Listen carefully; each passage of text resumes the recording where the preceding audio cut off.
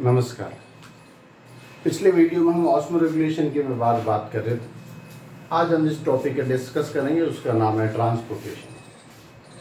अब किसी भी सेल के अंदर विभिन्न प्रकार के आयंस या अन्य प्रकार के जो मटेरियल है वो सेल मेम्ब्रेन से किस प्रकार आते हैं और सेल मेम्ब्रेन से किस प्रकार जाते हैं, उसी को हम क्या कहेंगे, ट्रांसपोर्टेशंस कहेंगे। इस ट्रांसपोर्टेशंस में दो कंडीशंस हो सकती है। ये दो टाइप का ट्रांसपोर्टेशन होगा।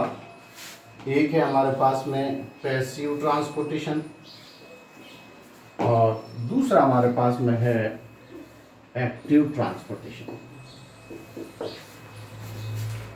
पैसिव ट्रांसपोर्टेशंस चूंकि नंबर 1 इसके अंदर किसी प्रकार की एनर्जी की आवश्यकता नो नीड, एनर्जी की किसी प्रकार की कोई आवश्यकता नहीं होती है। दूसरे प्रकार का ट्रांसपोर्टेशन है, इसके अंदर विशेष रूप से एटीपी की आवश्यकता होती है इन the form of energy.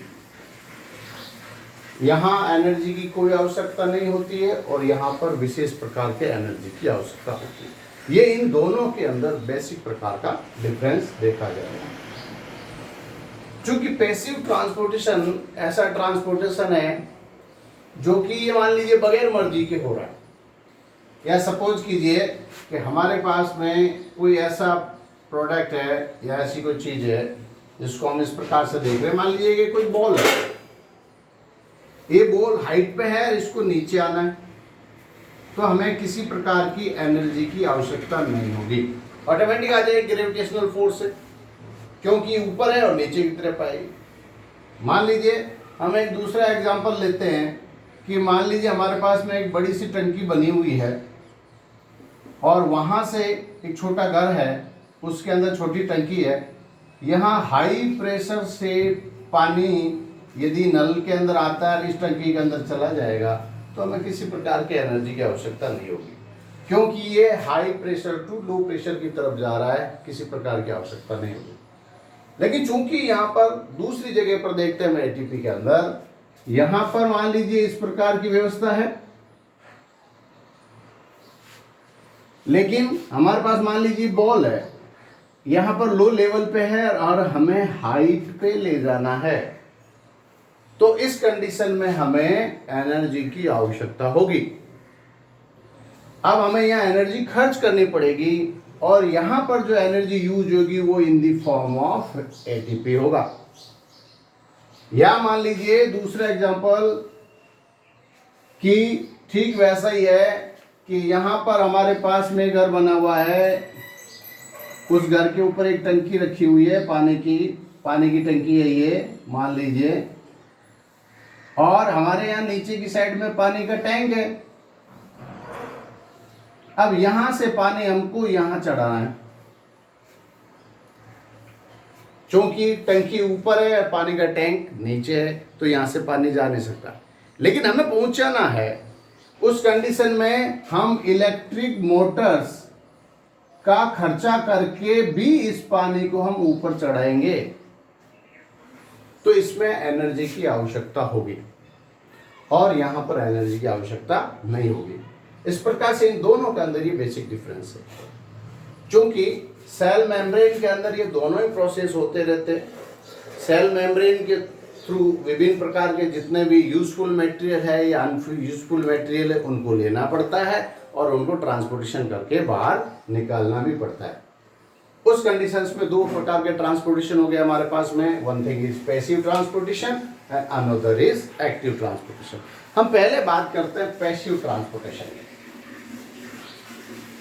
Passive transportation दो टाइप का है। पैसिव ट्रांसपोर्टेशन भी दो प्रकार का हो सकता है। नंबर 1 इज डिफ्यूजन, विसरण विधि से, या हम इसे सिंपल डिफ्यूजन कह सकते हैं। सिंपल डिफ्यूजन सरल विसरण विधि से, सरल विसरण विधि से होने वाला डिफ्यूजन। सरल विसरण विधि से होने वाला जो डिफ्यूजन है उसके अंदर कंडीशन हमको पता ही है। मान लीजिए कि सेल मेम्ब्रेन है,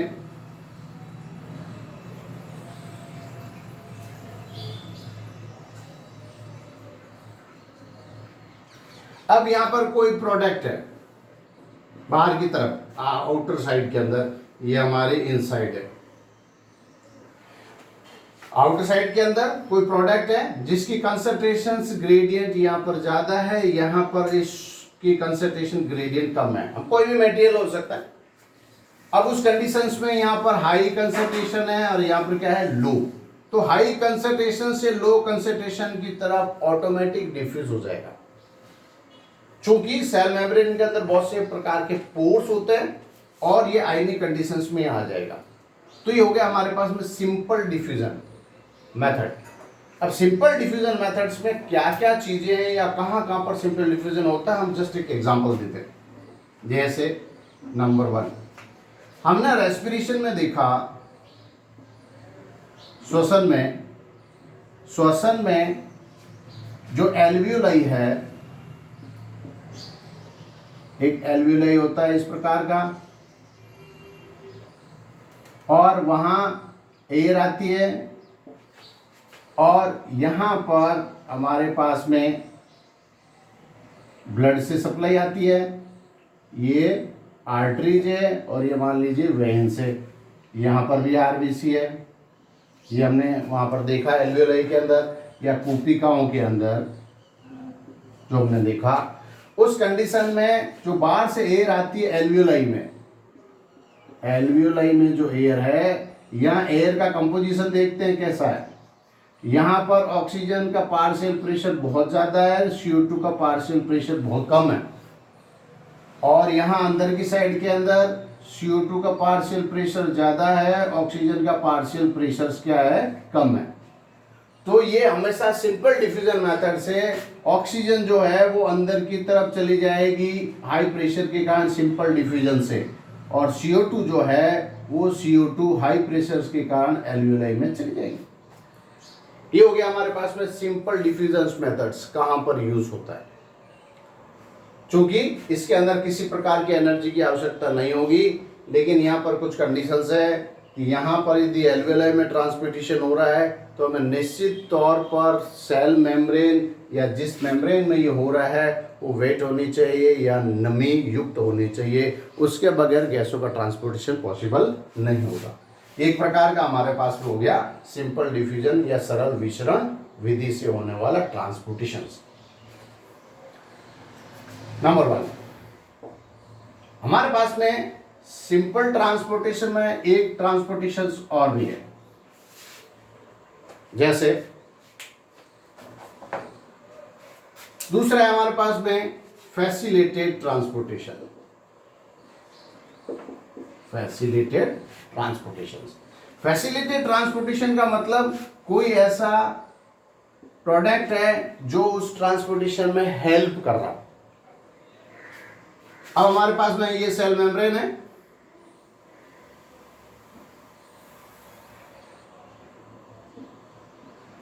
उस सेल मेम्ब्रेन के अंदर चूंकि ये बाइपोलर है,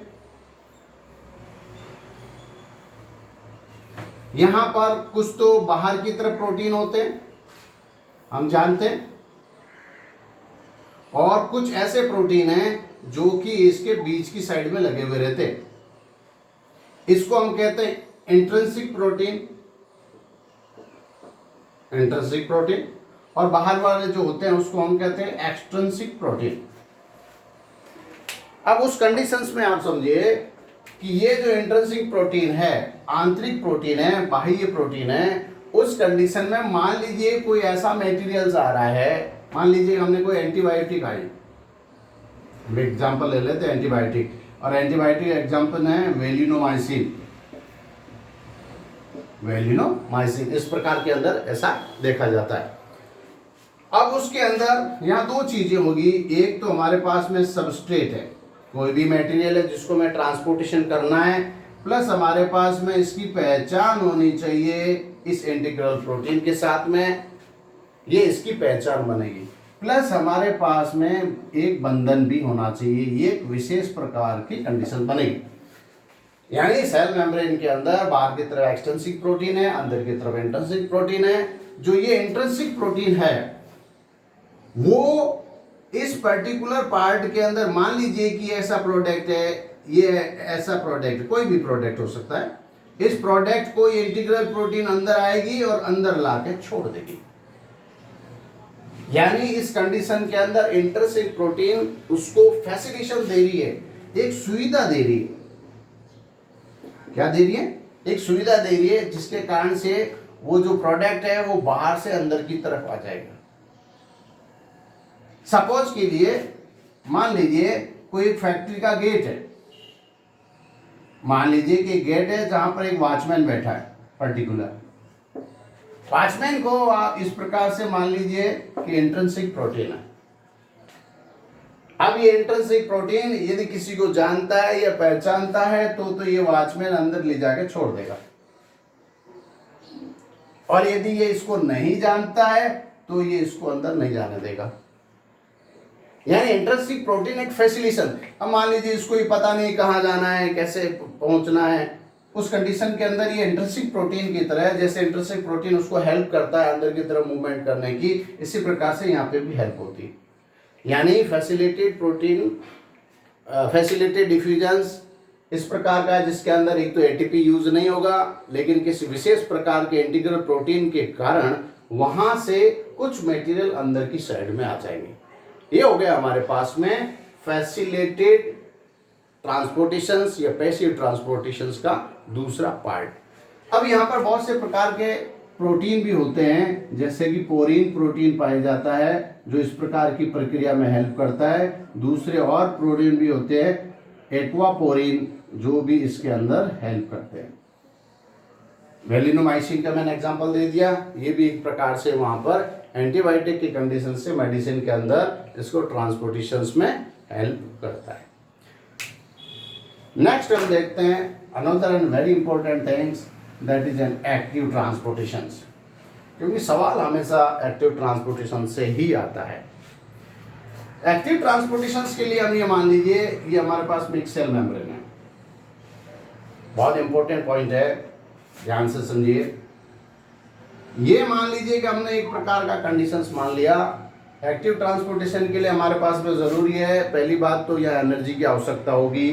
दूसरा, हमेशा कोई भी प्रोडक्ट का यदि ट्रांसपोर्टेशन हो रहा है वो हमेशा लो टाइड से या लो कंसंट्रेशन से हाई कंसंट्रेशन की तरफ जा रहा है।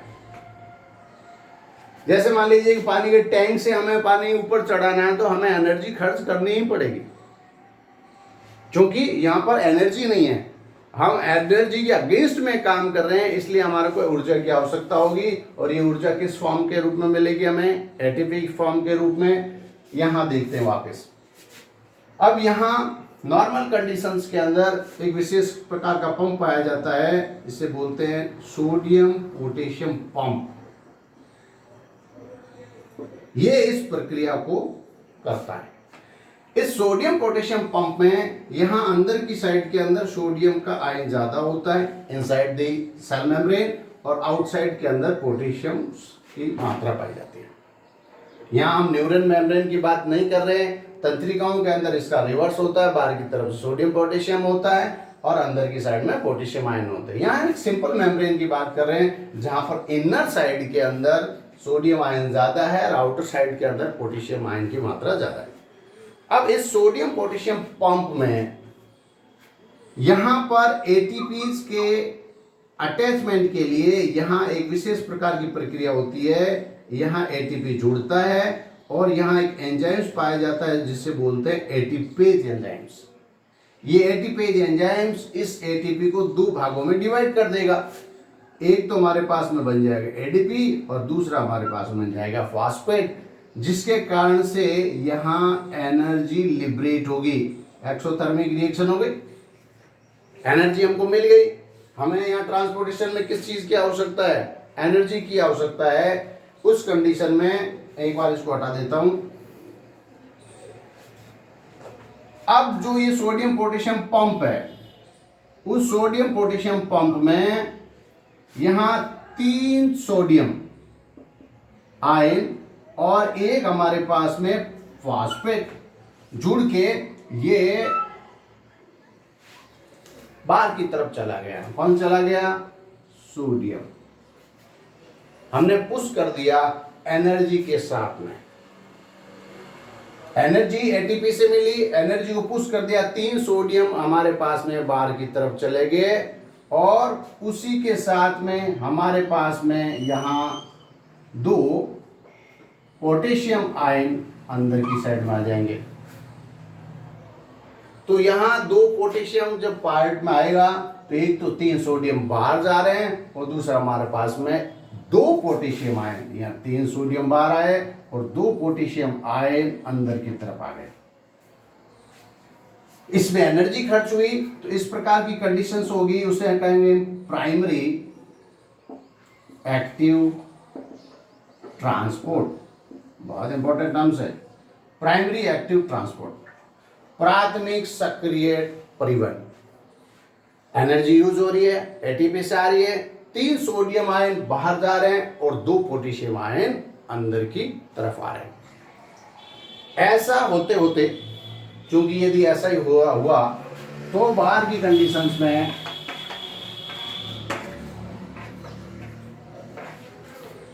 अब हम दूसरा यदि इसका देखते हैं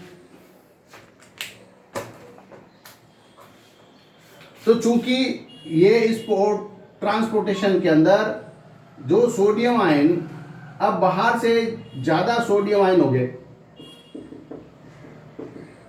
इसी प्रकार की प्रक्रिया चलती रही और 3 बाहर जाते रहे तो वहां सोडियम आयन्स की संख्या बाहर हो जाएगी ज्यादा और अंदर की साइड में हो जाएगी कम। यहाँ पर सोडियम आयन ज्यादा, वहां पर हो गए कम।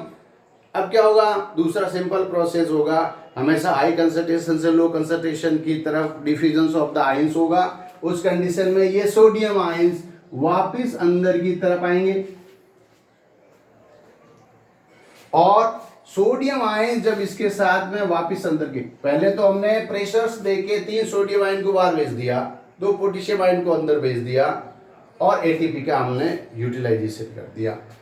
दूसरी कंडीशंस में अंदर चूंकि बाहर सोडियम आयंस ज्यादा हो गए, अंदर की साइड में सोडियम आयंस कम हो गए, उस कंडीशंस में ये जो सोडियम आयन आ रहे हैं इसके साथ, इस सोडियम के साथ में ग्लूकोज आयन एसोसिएटेड होते हैं। तो यहां पर बाहर से वापस अंदर ये भी आ गया और दूसरा ग्लूकोज भी आ गया।